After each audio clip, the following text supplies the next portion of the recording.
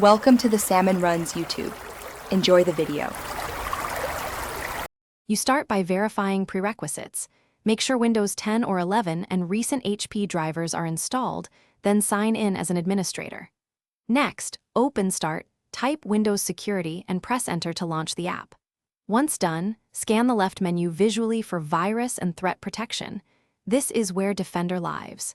Make sure your network is stable. Updates and status checks may require internet. If you see a prompt to enable cloud-delivered protection, leave it for the next slide. You now enable the main protections. Click Virus and Threat Protection, then choose Manage Settings under Virus and Threat Settings. Turn on Real-Time Protection so Defender actively blocks threats, and enable cloud-delivered protection to get faster updates from Microsoft. This improves detection. Also, toggle automatic sample submission to help analyze suspicious files. Make sure you understand privacy prompts. If a corporate policy or third-party antivirus blocks toggles, pause and check the next slide for troubleshooting. You finish by confirming Defender is active.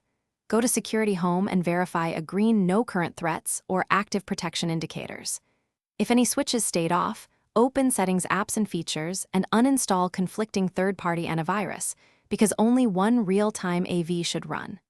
If policies prevent changes, check HP Support Assistant or your organization's admin. Finally, restart the laptop and reopen Windows Security. If problems persist, run the built-in troubleshooting. Thanks for watching. Consider subscribing if we helped you.